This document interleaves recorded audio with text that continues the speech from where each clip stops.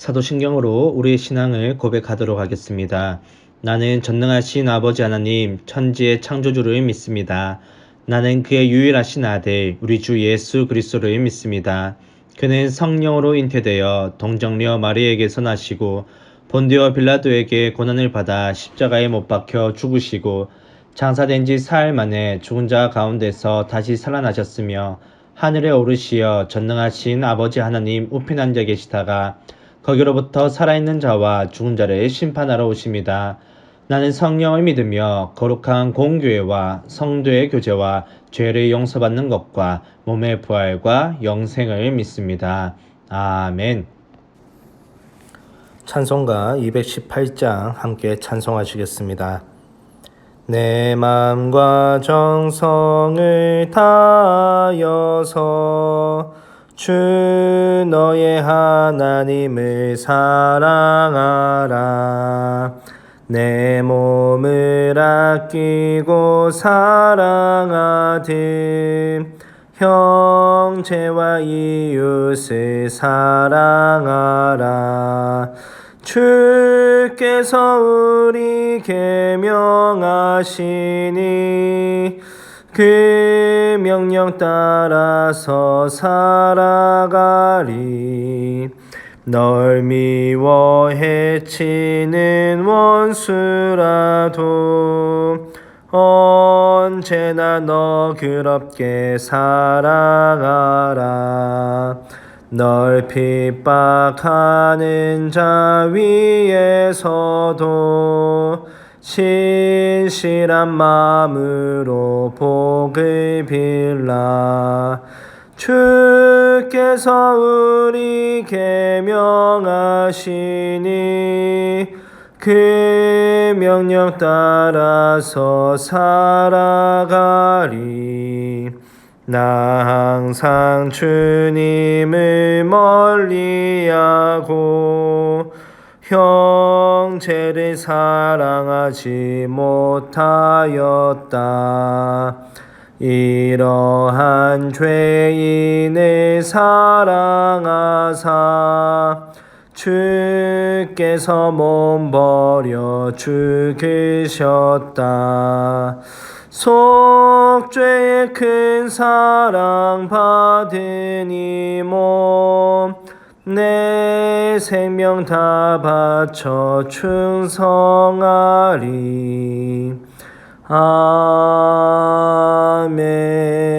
아멘. 함께 기도하시겠습니다. 사랑의 하나님, 오늘도 이렇게 하나님께 예배함으로 오늘 하루를 시작하게 하심을 감사드립니다. 하나님께 예배함이 저희들의 참된 기쁨이요 행복임을 고백합니다. 하나님께 예배드리는 이 기쁨을 놓치지 않는 저희가 되게 은혜 다하여 주시옵소서. 주님, 믿음이 부족한 저희들을 긍휼히 여겨 주시옵소서. 하나님을 믿고 하나님을 의지한다고 하면서도 하나님보다 세상을 더욱더 의지하며 세상에 더 관심을 가지고 살아갔음을 이 시간 회개합니다. 주님, 저희들의 죄를 용서하여 주시고 주님의 자녀로서 세상 속에서도 믿음으로 살아가는 저희가 될 수 있도록 은혜 다하여 주시옵소서.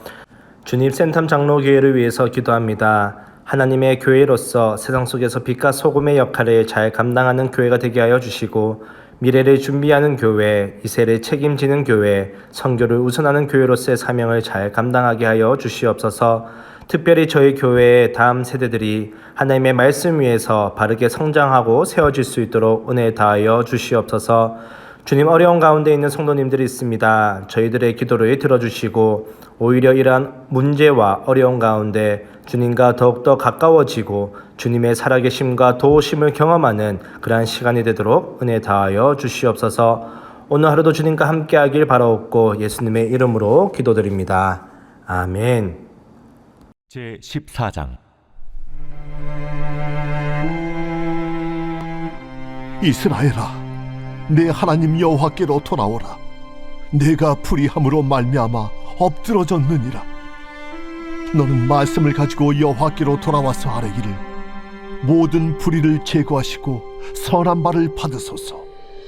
우리가 숫송아지를 대신하여 입술의 열매를 주께 드리리이다. 우리가 아수르의 구원을 의지하지 아니하며 말을 타지 아니하며 다시는 우리의 손으로 만든 것을 향하여 너희는 우리의 신이라 하지 아니하오리니 이는 고아가 주로 말미암아 긍휼을 얻음이니이다 할지니라. 내가 그들의 반역을 고치고 기쁘게 그들을 사랑하리니 나의 진노가 그에게서 떠났음이니라. 내가 이스라엘에게 이슬과 같으리니 그가 백합과 같이 피겠고 레바논 백향목 같이 뿌리가 바뀔 것이라. 그의 가지는 퍼지며 그의 아름다움은 감람나무와 같고 그의 향기는 레바논 백향목 같으리니 그 그늘 아래에 거주하는 자가 돌아올지라. 그들은 곡식같이 풍성할 것이며 포도나무같이 꽃이 필 것이며 그 향기는 레바논의 포도주같이 들리라. 에브라임의 말이 내가 다시 우상과 무슨 상관이 있으리요 할지라. 내가 그를 돌아보아 대답하기를 나는 푸른 잣나무 같으니 내가 나로 말미암아 열매를 얻으리라 하리라. 누가 지혜가 있어 이런 일을 깨달으며 누가 총명이 있어 이런 일을 알겠느냐. 여호와의 도는 정직하니 의인은 그 길로 다니거니와 그러나 죄인은 그 길에 걸려 넘어지리라.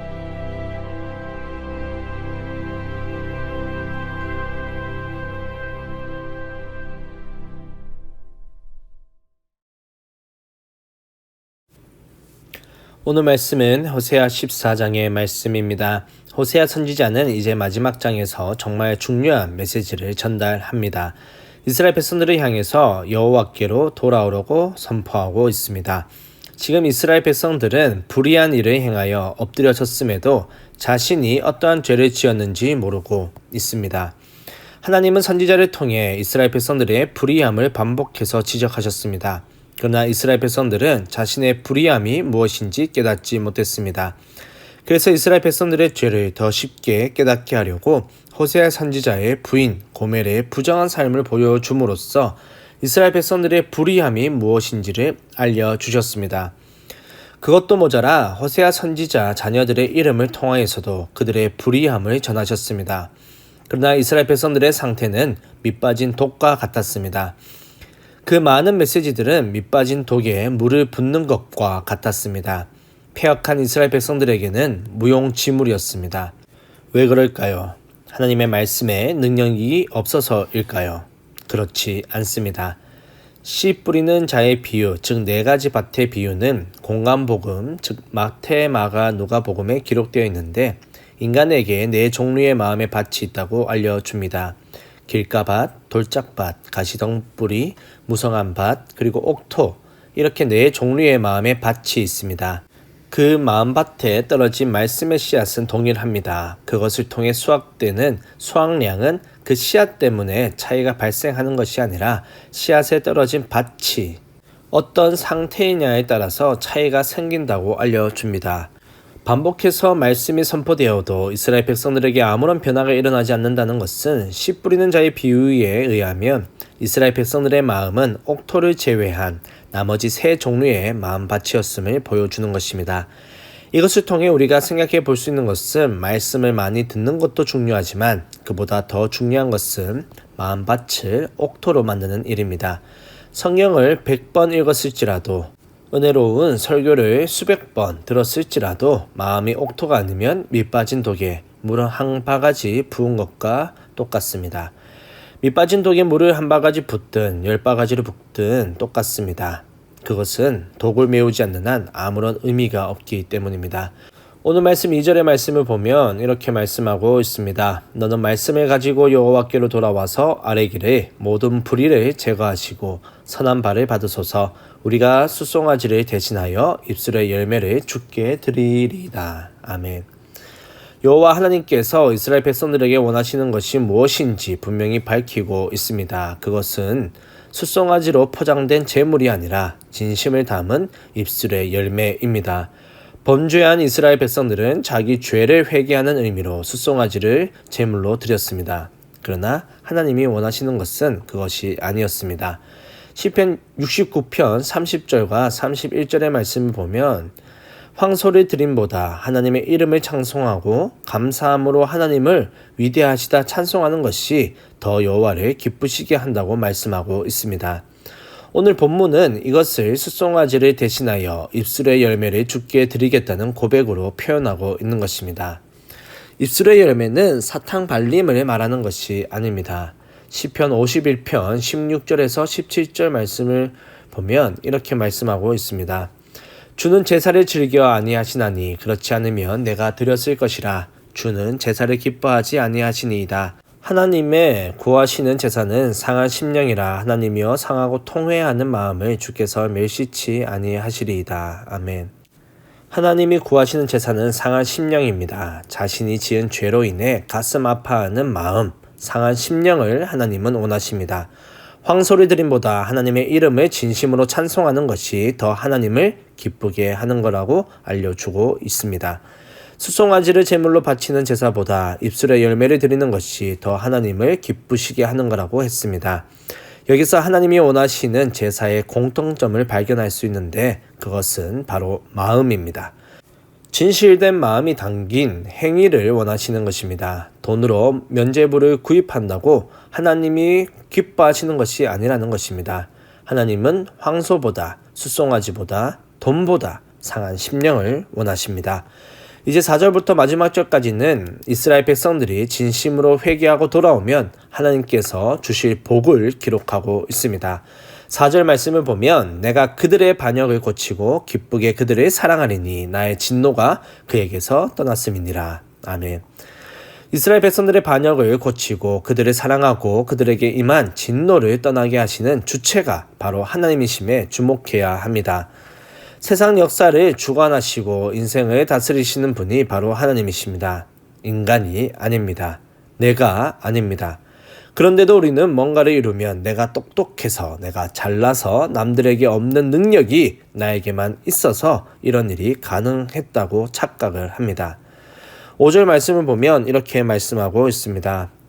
내가 이스라엘에게 이슬과 같으리니 그가 백합화 같이 피겠고 레바논 백향목 같이 뿌리가 박힐 것이라. 아멘. 여기서도 주체는 하나님입니다. 백합화 같이 꽃이 피고 레바논에 백향목 같이 뿌리를 내리게 되는 이유는 하나님께서 이스라엘의 이슬이 되어 주시기 때문이라고 합니다. 이슬은 건조한 땅의 풀과 나무에게 꼭 필요한 수분을 제공합니다. 팔레스타인 지역의 기후는 건기와 우기로 나뉘는데 비가 오지 않는 건기 동안 이슬의 역할은 절대적이라고 할 수 있습니다. 만일 비가 오지 않는 건기에 이슬마저 내리지 않는다면 가뭄으로 큰 타격을 입게 되어 재난으로 간주할 정도로 이슬의 역할은 매우 중요한데 하나님은 스스로를 이슬에 비유하고 계십니다. 이어서 6절과 7절의 말씀입니다. 그의 가지는 퍼지며 그의 아름다움은 감람나무와 같고 그의 향기는 레바논 백향목 같으리니 그 그늘 아래에 거주하는 자가 돌아올지라. 그들은 곡식같이 풍성할 것이며 포도나무같이 꽃이 필 것이며 그 향기는 레바논의 포도주같이 되리라. 성경의 감람나무로 번역된 나무는 이스라엘의 올리브 나무입니다. 성경 곳곳에서 감람나무, 즉 올리브 나무가 등장하는데 특히 노아의 방주에서 물을 확인하기 위해 비둘기를 내보냈는데 그때 비둘기가 물고 온 잎이 감람나무 잎, 즉 올리브나무 잎이었습니다. 그리고 레바논의 백향목은 다윗이 하나님의 성전을 지을 때 사용한 나무였고 고대의 왕들이 레바논까지 와서 벌목을 해갈 정도로 귀한 나무입니다. 하나님께 돌아와 그 그늘 아래에 거하는 자는 이처럼 존귀한 자가 될 것이라는 말씀입니다. 9절의 말씀을 보면 누가 지혜가 있어 이런 일을 깨달으며 누가 총명이 있어 이런 일을 알겠느냐.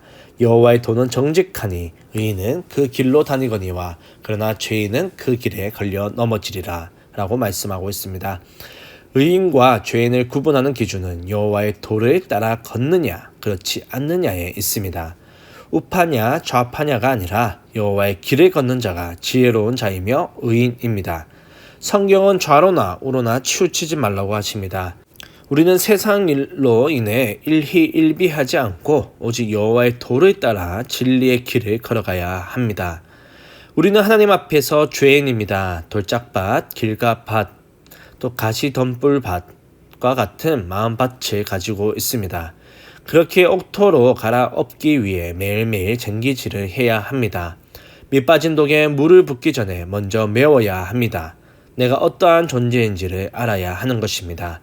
그리고 하나님께서 우리에게 원하시는 것이 상한 심령임을 알아야 합니다. 황소가 아니고 숫송아지도 아니며 돈이 아니라 진심으로 하나님을 찬양하는 입술의 열매입니다. 언제나 우리와 함께 하시는 하나님의 부르심에 세상적인 이유로 거절하지 않고 우리의 삶의 자리를 하나님의 영원한 기쁨과 감사로 오늘 하루를 채울 수 있는 저와 여러분이 되기를 주님의 이름으로 축원합니다. 주기도문으로 예배를 마치도록 하겠습니다. 하늘에 계신 우리 아버지, 아버지의 이름을 거룩하게 하시며 아버지의 나라가 오게 하시며 아버지의 뜻이 하늘에서와 같이 땅에서도 이루어지게 하소서. 오늘 우리에게 일용할 양식을 주시고 우리가 우리에게 잘못한 사람을 용서하여 준 것 같이 우리 죄를 용서하여 주시고 우리를 시험에 빠지지 않게 하시고 악에서 구하소서. 나라와 권능과 영광이 영원히 아버지의 것입니다. 아멘.